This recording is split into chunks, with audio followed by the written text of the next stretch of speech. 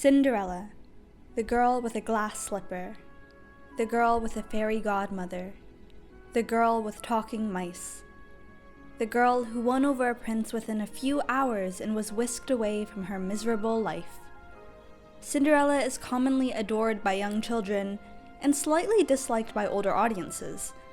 There are many Disney fans who have grown up and taken note that Cinderella doesn't have many impressive endeavors like her more recent fellow princesses. She doesn't open her own restaurant, or know how to defend herself, or save the world. I'm also one of the many who has disliked Cinderella for being boring and a passive character. It's easy to compare her to other Disney princesses who were written after, but it doesn't make it fair. If you look more carefully at the story of Cinderella, she's actually had quite a traumatic life.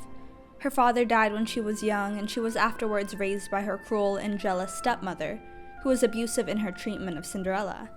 It seems we have time on our hands. But I was only trying to— Silence! Cinderella's stepmother and stepsisters command her around, have her take care of the house, and make her wait on them hand and foot. Oh yes, and the tapestries, and the draperies. But I just finished— Do them again! And don't forget the garden. Then scrub the terrace, sweep the halls and the stairs, clean the chimneys, and of course there's the mending and the sewing and the laundry. Cinderella endures the utmost disrespect day in and day out. And yet, Cinderella is still kind to everyone. Cinderella's faced a lot of victim blaming since the original movie was released in 1950. People have criticized her for being overly dependent and not a strong enough character.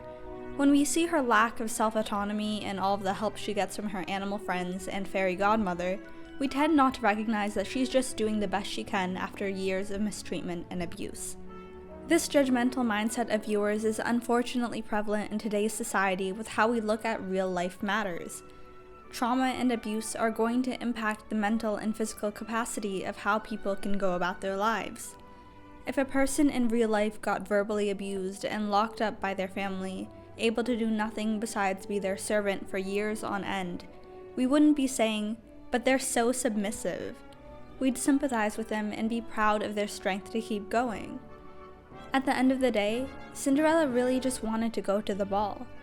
Not even to meet a man or marry the prince, but to just have a good time and get a night off. She was merely excited by the idea of getting dressed up, feeling beautiful, and gaining a new experience. Perhaps we should all take a page from her book and look at our opportunities for what they can bring to our life, not how they can elevate our social status. We need to reframe our mindset of what a strong woman looks like. You don't need to be riding into battle on horseback or holding command over others. You just need to advocate for your rights and opinions and stand up for yourself in the matters you believe in. Cinderella did that with class and at the capacity she could. How much can we really expect of a young girl who knows nothing more than torment and abuse? I'll personally give a sincere apology to Cinderella for my years of judgment. Cinderella might have had some help from the animals and her fairy godmother, but her kindness is what earned her their trust and loyalty. Receiving or seeking help doesn't make you weak, it makes you brave.